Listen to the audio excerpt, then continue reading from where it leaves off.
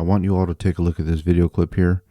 It seems to have slipped by us, many of us, because I was just made aware of it. But go ahead and take a look at this video and we'll talk a little bit more about it afterward.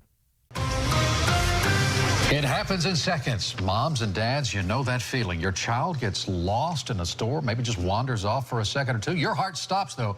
Panic sets in, and you think the worst. It's happened to most of us, but what if you had a secret weapon, an extra layer of safety, so to speak? How far would you go to keep your children secure? Would you be willing to microchip them? Experts tell us the technology already exists. Turns out one Bay Area mother is all for it, and she shared her story with our Melanie Michael. Hey guys, good evening to you both. You know, chances are if you have a four-legged family member at home, it's already microchipped. And if the technology exists to save Fido in an emergency, what about microchipping your child? Before you say, no way, I would never do that, hear one mom's story. It's the longest 2 seconds of your life, and it's absolute panic.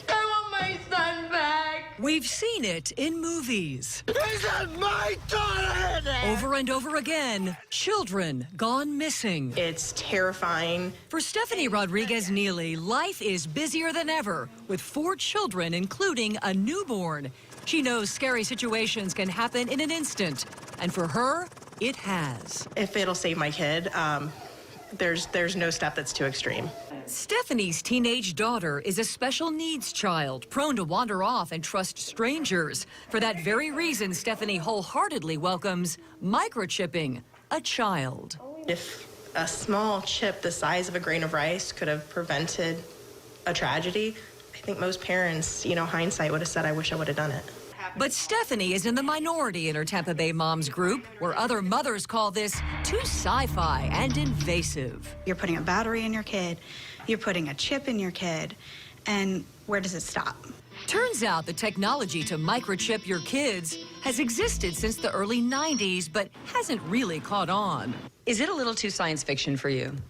Very much so. A well-known technology expert out of Boston tells us microchipping poses little to no health risks and would act as a barcode of sorts. Without question. It could save a life, reunite a family, find a missing Alzheimer's patient. I always tell people, as long as you're doing what you feel is best for your child, you're not really wrong.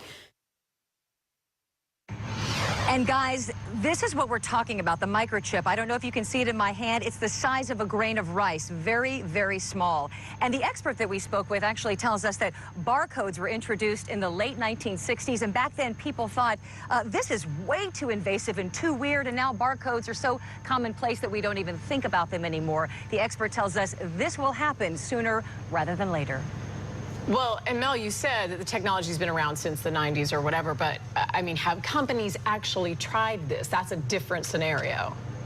Two of them, as a matter of fact. Both of those companies ended up going defunct. They tried initial public offerings. It did not go through, but you can bet somewhere, someday, someone is going to pull this off, and we could see those microchips in everyone. That's interesting to think about. Melanie Michael live in Tampa. Thank you for that report. Someday, someone is going to pull this off, and we will see those microchips in everyone. This reporter just prophesied. I don't know if she's a Christian or not. I don't know if she has the gifts of the Lord or not. Probably not. She's just speaking. But at times, people can speak the future without even knowing that they're speaking the future. And she just literally spoke the scriptures that one day everyone is going to be mandated to receive a mark in their right hand or in their forehead. And from what we understand right now, it is going to be a type of chip, a type of RFID chip, something that can be inserted into the hand or into the fleshy part of the forehead between the eyes. That's my theory, between the eyes, on the forehead, in the forehead. But we know in the right hand or in the forehead, either one, and some people have, they don't have hands. There are many people that do not have the hands, the limbs, certain limbs, but they have a forehead. And that also is my theory, that if you don't have hands, there's no way out. You have a forehead. And we can scan that. You can get that scanned. That'll allow you to make purchases, to buy and sell, and to live. To live. And you see the concern of the parent. It's always about security and the welfare of the child and making sure that, my child is not abducted or kidnapped and goes roaming and is lost. And this is going to be a safety feature that I can insert into my child to give me peace of mind. And that's how they always they put forth that sort of appeal, safety, protection, security. This just in, hot off the press, World Economic Forum, rational reasons to microchip kids. Implanting tracking chips in one's child is the latest policy the World Economic Forum has rolled out in an apparent attempt to normalize the behavior. Should you implant a tracking chip in your child? There are solid, rational reasons for it, like safety. Would you actually do it? Is it a bridge too far? It's not just a fantasy or a fairy tale after all. It's coming live and direct from the higher-ups, as we said, the higher-ups.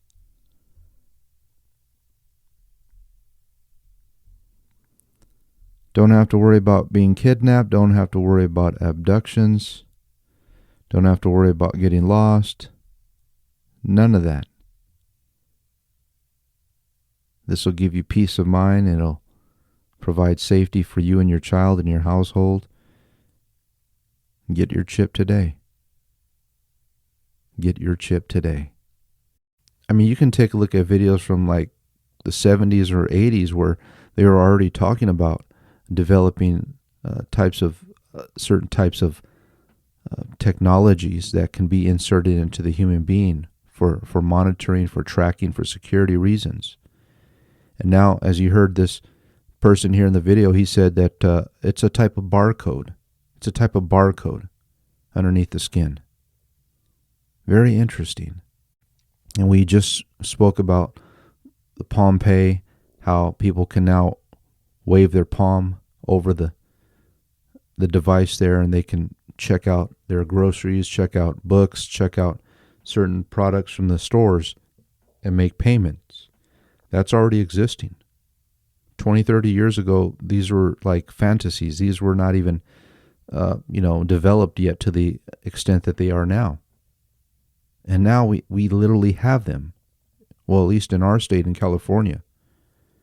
I believe by either 2030 or 2060, they plan for this to be implemented throughout the whole planet. This type of technology to where you do not need credit cards or cash, but you can just wave a part of your body over the device and make payments. It's not just going to stop with Amazon, folks. This is going to extend. The same thing's happening with these biometric payments, and more specifically, the hands. The hands, and like I said, it's going to transition over to the forehead. Some way, somehow, they're going to introduce the forehead as a place that can also house their technology. Your choice, the right hand or the forehead. Take your pick. I can just see the signs and the glamorization of the chip. Hollywood actors and actresses are going to come out and start showing that they have the chip, and this is the best thing ever. We no longer have to carry our credit cards. We don't have to worry about losing our wallet. It's all in us. Our identity, our ID, our making of payments. We have it in us now, and you could have it in you too. Go get chipped. There's going to be a worldwide deception for everyone to get that mark of the beast. Stay awake, stay alert, keep watching. Until next time. You can bet somewhere, someday, someone is going to pull this off, and we could see those microchips in everyone.